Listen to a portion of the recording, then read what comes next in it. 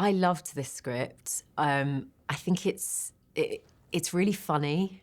I found it, I laughed out loud more than the first film.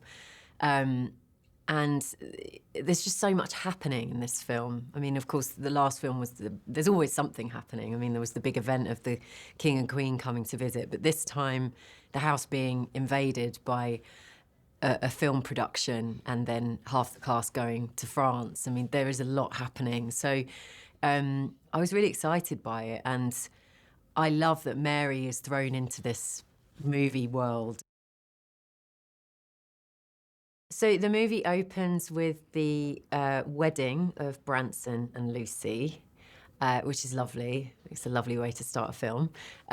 So that it's a really positive, exciting, event for everyone. And, there's always financial worries about, how we're going to afford to keep Downton going. So then we get offered this apparently big sum of money from this movie director, which solves that problem. And then, of course, we see that Violet is at the house and she's not going anywhere, which I think will be lovely for the audience. Sometimes I still pinch myself that I, get to work with Maggie. And have worked with her for so many years now. It's a real privilege because she is, one of the greats, if not the great.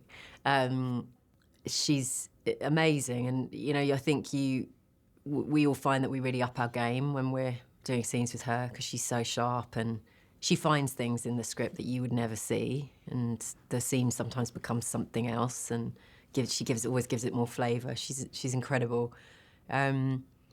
She's so funny. I mean, she makes me laugh all the time.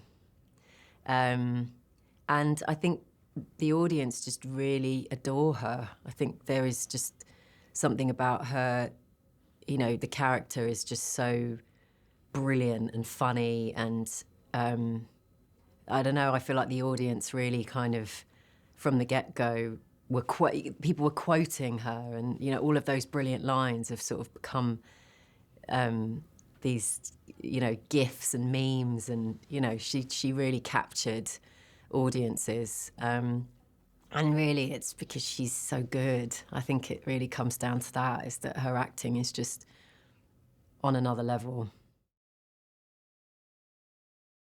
Mary's definitely growing into her role as the boss, the household boss. I think she loves it, actually.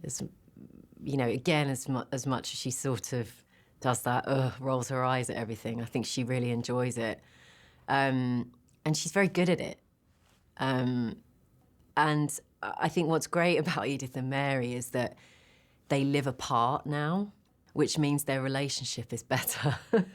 I think they needed some distance, I think, and now that they have, their own lives, and, they're married and settled now, and I think, and happy, I think that is, there's a lot to be said for that, because I think Edith and Mary were at each other's throats when one of them wasn't happy. It really came down to that.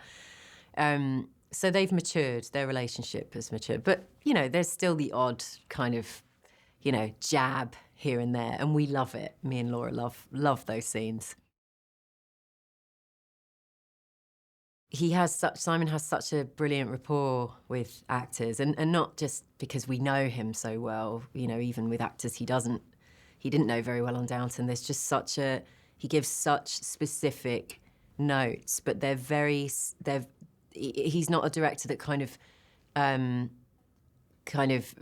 makes you sort of try too many different ways, or it's like very, very simple, really, really simple. So he'd say things to me like, just, do it again, but don't, just keep your eyes on the other actor. You don't have to move or emote too much of what you feel in that scene. Just keep it very, very still.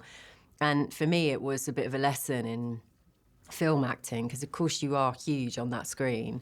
And I think that Simon really, he really encourages you just to trust that what you're saying is enough, and you don't have to over-emote.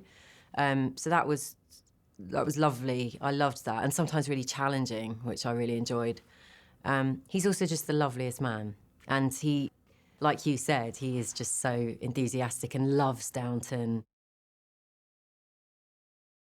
I think ultimately Downton is about love, and I think that's universal. I think that is why people love it. I think in the end, it comes down to love and family, and characters that have real heart and that people can really relate to. I think every single character somebody can relate to, or relate to their story, something that's happened to them, even though it's set in the 1920s.